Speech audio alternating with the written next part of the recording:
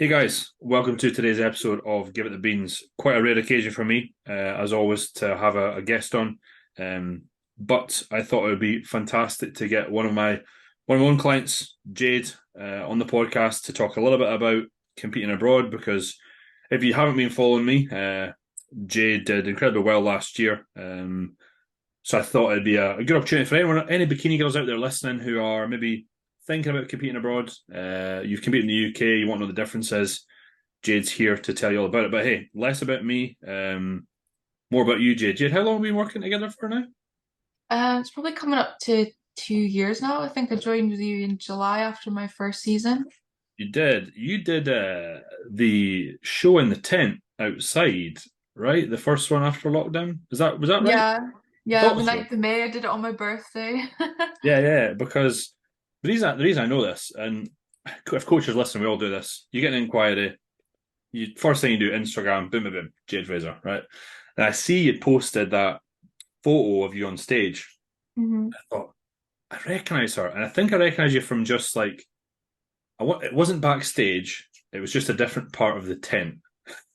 Yeah, If because you, I think you had Molly in that show.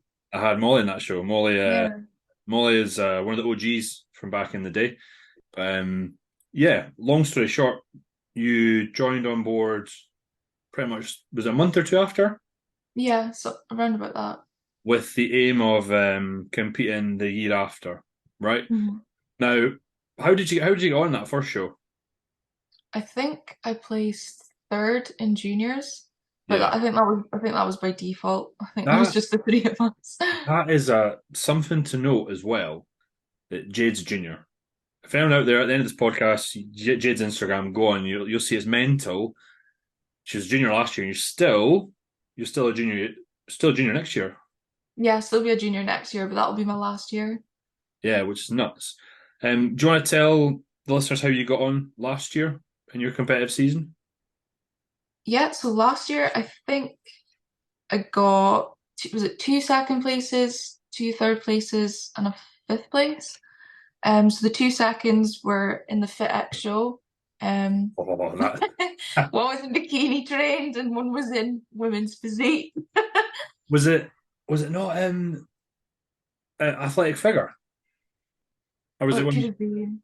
I think it was women's physique. That's okay.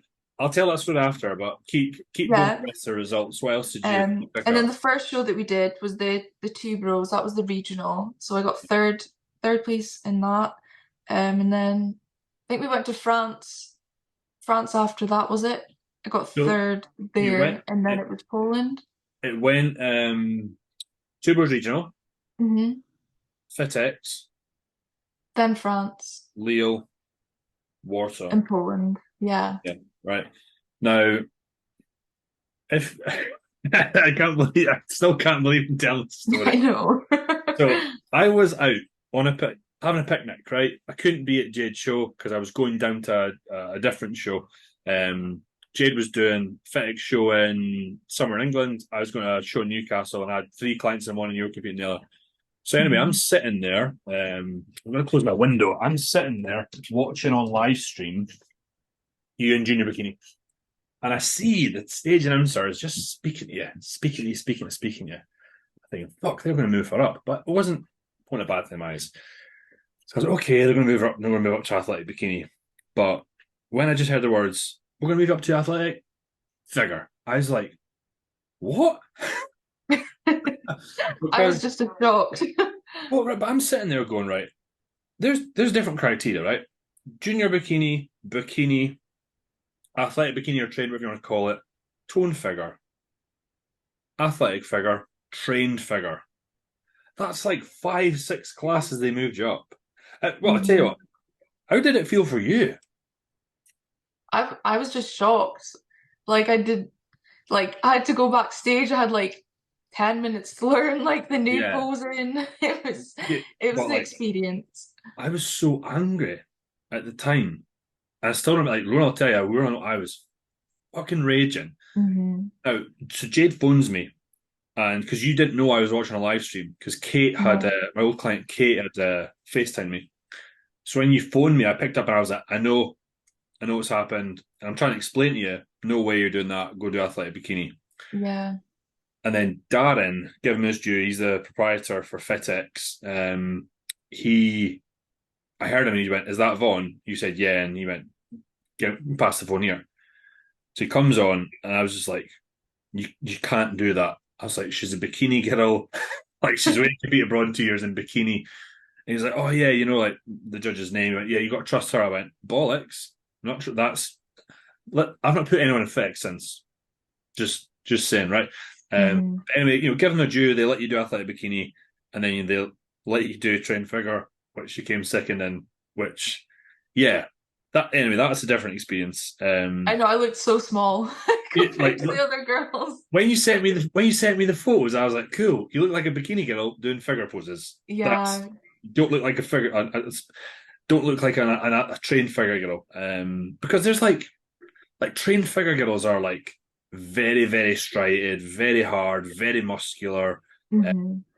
and for as much as you were jacked and I suppose popping and pretty veiny, you're athletic bikini, and that's maybe something Yeah. the route we're going to go down next year. But if you were to have a think about how it felt to let's just crack right on. Felt like how it was competing in the UK in two bros. Hmm. How did that feel versus going abroad? Like, if you take in consideration, were you more stressed, less stressed, at ease, or what's the main differences? Um, I think at both shows I was kind of at ease because I had you there for both the UK and the abroad shows. But I think when I went abroad, I probably put a bit more pressure on myself just because I knew it was kind of a higher standard that I was going up against. Yeah, I think especially in that last show in Poland, you saw me get in my head just just a little bit. yeah, well, yeah. I could tell that story, but I Mhm, guess for me, like sitting in a crowd, I saw a very quite apparent difference in the judging criteria mhm, in the UK versus abroad, and I did a podcast on it, not in a derogatory way, just what they were looking for. Did you mhm. feel did you feel that on stage as well, or did you just felt the standard was higher? I feel like the standard was definitely higher, but I do feel at the time the UK show what they were looking for was definitely a different look. But I guess it depends like who's there on the day and like the majority were a little bit softer than I was, so I think they kind of favored that. Because I have seen other shows since where they have gone for a more harder look. Have So it just it it was depends. like it was frustrating at the time because I'd like to think that I know the criteria really well. And for those of you that don't know, one of my good friends is a coach, Rob, Team LRF. He's kind of taking a bit of a back seat now, but was by far the leading UK for bikini results in the UK. Right, messages me. He's at the front of the auditorium. I'm at the rear, sitting beside Jade's mum, and he texted me just straight away when you came out. He went, "Your girl looks great. She should win this class." And I messaged back saying, "I know." I know, right? Now, bikini's not all about having a glam tie-in, but you're the leanest by far. Mhm, Maybe we could say, like, right, a bit too vascular, pumping the delts up, but I still don't think that detracts from the win you should have got. However, hey, it is what it is. mhm. But I felt sitting in the crowd abroad, like all the girls had their glam tie-in. Yeah, You know what I mean? every single one. Like in the UK, you're like, right, one of them does, and the rest of them don't. So as you just said, they favour a little bit of a softer look. Mhm, And what I saw in Lille was like the top three of you had your hand tie in, and the three that didn't place didn't. mhm. So that was rewarded. So from a coach perspective, like I remember after Lille, I was like, I get it now. Like I get what they want abroad. What I mean? It was quite interesting versus the UK, and I think that determines maybe what we do next year, doesn't it? Yeah, definitely. We pick a regional that we either don't give a fuck about the result. Hmm. We have to do it to go abroad. Or we go into that region a bit softer, like 6 weeks out, 8 weeks, 8 weeks out maybe from the one abroad. Yeah. But yeah, that's again neither here nor there. But did you feel like backstage in the UK, obviously we're all speaking English and whatnot, and it's maybe more of a relaxed atmosphere. Was that different when you were on your own? And obviously there's different languages and whatnot backstage, or was it you kind of just in your own little Jade world? So both France and Poland, I knew two girls from the UK competing, so we kind of just chatted backstage. So it wasn't too bad. But yeah, I think when I went to registration, that was a bit more difficult because no one really spoke any English. So there was just that little bit of a barrier. So it was just kind of kept myself to myself. Yeah, and what would you say then? Like if you were going back to do it all again for the first time, do you think you'd do anything differently based on what you learned? And maybe obviously you could some girl out there listening go abroad. She wants to know maybe the things that you would have done differently if you could look back in hindsight. I think what I would have done differently is probably stayed a lot closer to the venue. Um, like walkable kind of distance. I think both times it was kind of Uber there and back, which kind of like took a bit of time, and then you had to consider like how long the Ubers take to pick it up. Sometimes they don't pick it up, so that can like add a little bit of stress. So yeah, I would definitely be a little bit more closer to the venue. Now I still remember in Leo, I I'm not lazy out with bodybuilding, but I'm just going to use the word lazy.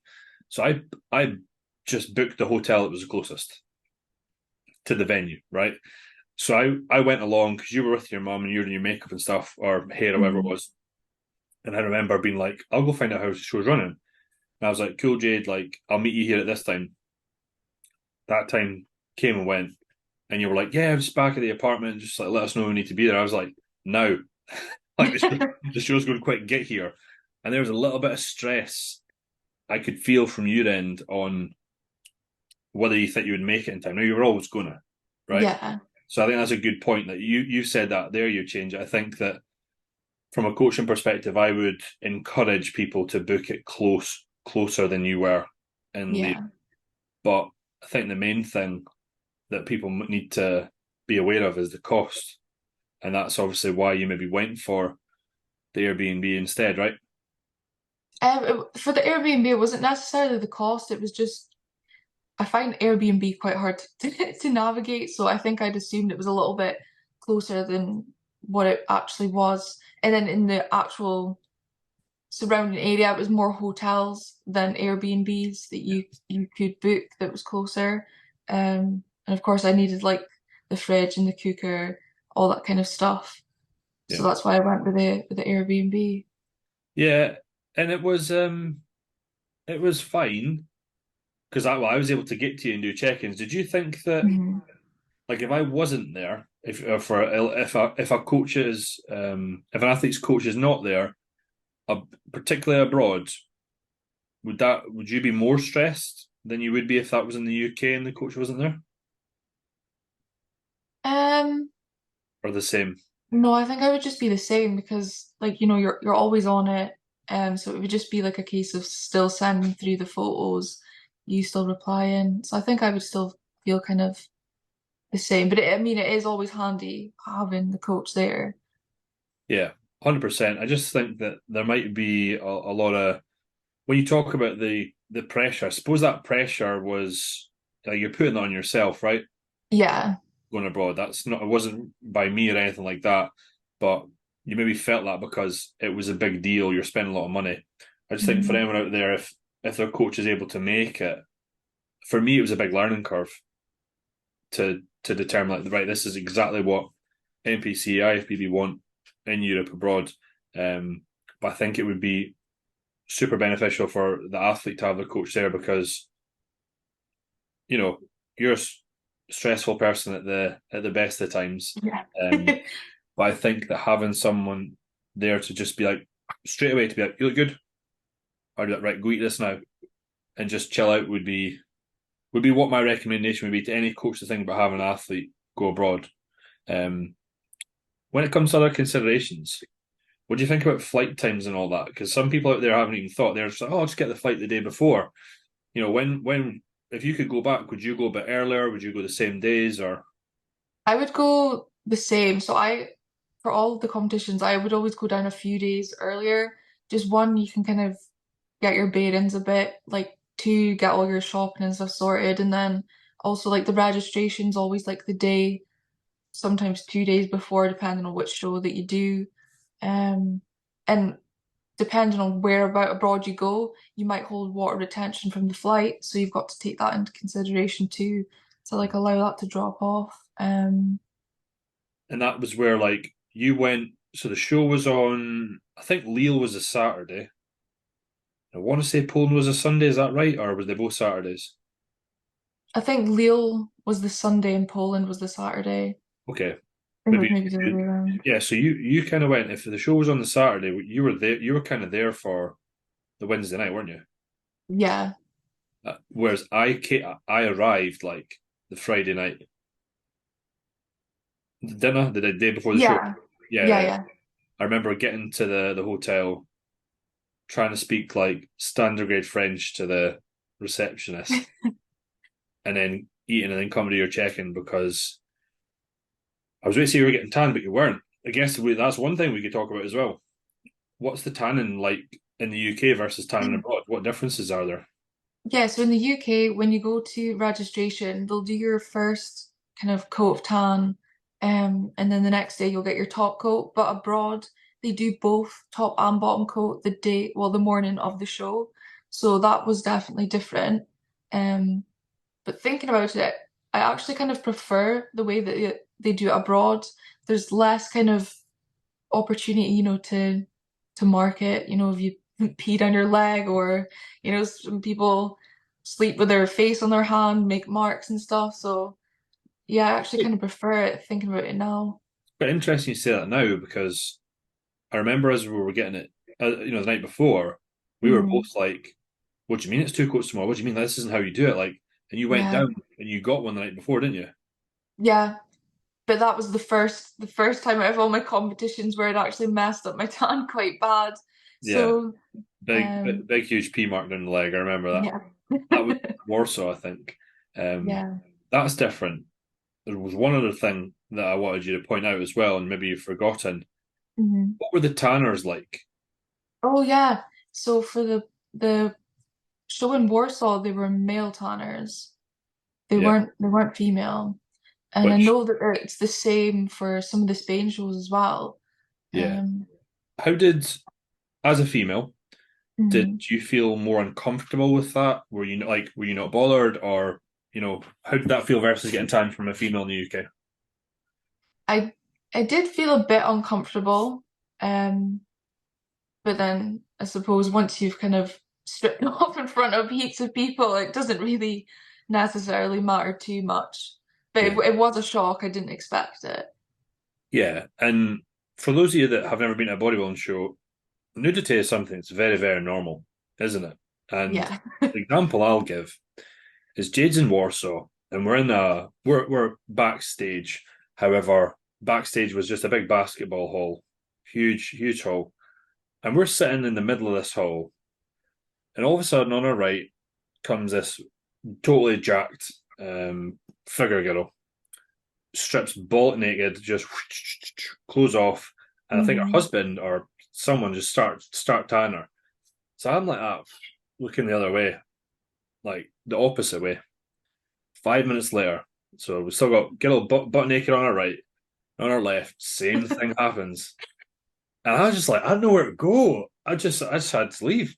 I know it's just so normal. Just boobs everywhere. You know what I mean? And then guys just walking about with socks on. You know what I mean? Sock covering their bits, not actually on their feet. Um, but it's very normal. But I think that a lot of women maybe might not be really comfortable with that.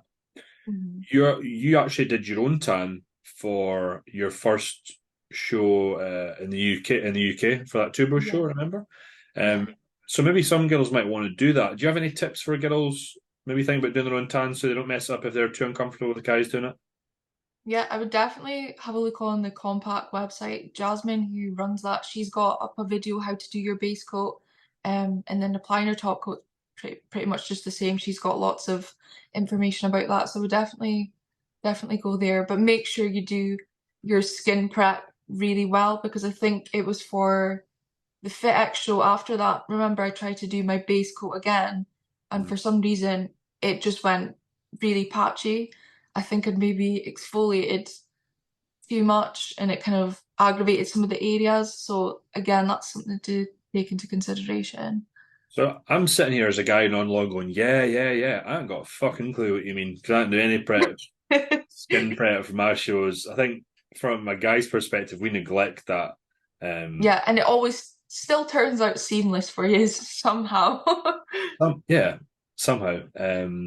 But I suppose the longer that people do this, whether they choose to do their own tan or they get tanned by males, like it just becomes routine, doesn't it? And this is why I Yeah. think competing abroad, for as much as it seems like a big thing, you'd probably agree with me that like it's not that big of a deal. No, It's not much different in the UK, bar the fact that you're in a different country. paying a lot more money. Yeah. You know what I mean? When you go for your post show with Mickey D's, the person behind the till was French. Well, you didn't go for one, I did. Yeah. But it was a huge learning curve for me, and I think that'll take a lot of lessons from it. Do you Mhm. think next year, for anyone that's sitting there thinking, "Oh, I want to follow Jade's journey," you're going to compete abroad next year, or are you going to stay in the UK? What are you thinking? No, definitely abroad. So like you said, just the UK regional, and then I want to kind of do a run of shows abroad. So just need to kind of strategically plan it out for all the flights and stuff. Is it more to do with the look that they want abroad that appeals to you, or is it just that Yeah. you? Yeah, okay, Yeah, definitely more the look. yeah. I think in the UK though, you could definitely fit in like that sort of athletic or trained sort of bikini look. Uh, Hmm. although last season when I suggested it, you totally were like, absolutely not. Yeah, I Then was just against it, but I think now I would definitely try like the PCA show next year, like you said. yeah, Um, I think it's 100% a good idea. And the thing is, you could compete in PCA, love it, and then I could be like, Jade's PCA shows abroad. oh yeah, of course. Yeah. You also then got the PCA Universe and then PCA Pro cards, and then they pay for their pros to go abroad. But I suppose one Hmm. thing that we could maybe touch on is your training, because your training is a bit different now than it was going into the actual regions themselves. Hmm. What's different about your training? So I've gone from training 5 days a week down to four. Um, and I think we halved my delt volume. Now I've only got two quad exercises in, and it's mainly glute focused with some shoulders Yeah. and hamstrings. How did you how did you feel like? Because I found it quite tough when I dropped from 5 days to four. Were you anxious about that, hesitant? Are we all getting? Yeah, I felt quite anxious about dropping that extra day, but I have to say, like now that I've been doing it for so long, I actually prefer doing the 4 days. I feel like my recovery is better. The connection that I'm feeling in my muscles is better. I'm stronger. So I definitely do prefer the 4 days. I'm sitting here nodding because I was exactly the same. Had so like I didn't want to do it, and then when I dropped, I was like, "Holy shit, this is the strongest I've ever been. This is the Hmm. best I've ever felt." But I think we can often get tied into like, "Oh well, it's over 7 days, and I need to train five. If I don't train five, then I'm fucking weak." Because Yeah, that's it's like that more is more sort of mentality, but sometimes yeah, less is more. absolutely. So if someone out there didn't know what the bikini criteria abroad is, do you think you'd be able to just rattle off and tell them what it is right now? Um, so they're looking for like, quite that the cap to delts, obviously like defined glutes with that glute ham tie-in, but they're looking for that really tiny waist. Yeah, that's not something that I've genetically got. So I think that's where I've got to bring up my glutes a lot more to give me that better proportion, and make my waist look a bit smaller. yeah, nailed it. The one thing that we learned was that before Leo, loads of lateral raises. But what did that lead to? My delts overpowering my glutes. Yeah, the feedback was that they could see some striations and Yeah. some separations. So you didn't pump your delts thereafter, did you? No, not after that. It was just a small pump. So I'm quite a vascular person as well, so all the veins come out. And But yeah. I think that's an important note to point out is that as a bikini girl, the only thing that you know judging criteria is looking at is your glutes and your delts, right? Mhm. So many girls pump them really hard, and until that point, I'd never really thought about that. Yeah. Never thought about like oh my god, bit too pumped, bit too much veins and whatnot. So it was really interesting. But if we were to go through your sort of emotions and your mental state throughout prep, how did you feel within yourself as prep went on? Did you feel that maybe the pressure got to you a bit too much, too hard on yourself by that last show at all? Yeah, definitely by that last show. It's because it's like I almost knew that it was the last one and I really wanted to just bring my best look. So it's like you're constantly kind of in your head or like comparing like have I made the improvements that I wanted to? And then when you get there and you see all the other girls, like I think my other shows before that I hadn't really looked around, but I don't know, for some reason that last show I started looking around and yeah, kind of panicked a little bit. So, for those of you to give you a little bit of a brief summary, we did a check-in, and I was recording on my phone, but I was recording on my phone. I'm looking at you, and as I was you're doing it, I look at my phone and see hit one shot, and I was like, "Fuck!" Like that looks fucking good. We've never seen that before. So Hmm. I'm nodding and going, "Yeah, fucking, we're on here. This is good." And I turn it around and show Jade, and Jade, you said something like, "Oh, I look shite," or "I look fucking crap," or whatever. And he didn't want to go on. Yeah, I didn't want to do it. And I was like, Jade, what? And I think that maybe just as you said, the pressure got to you a little bit. Hmm. However, you went away and had a wee chat with your mum, came back, and it was all good. I was like, Jade, please go on. I was like, I've flown 3 hours Yeah. to get here. Please go on. Although you didn't want to, but that might be something to note to many girls out there that are thinking about doing this. You're a big inspiration and motivation for them, and for them to maybe just hear that you feel a bit of the pressure too Mhm. is normal.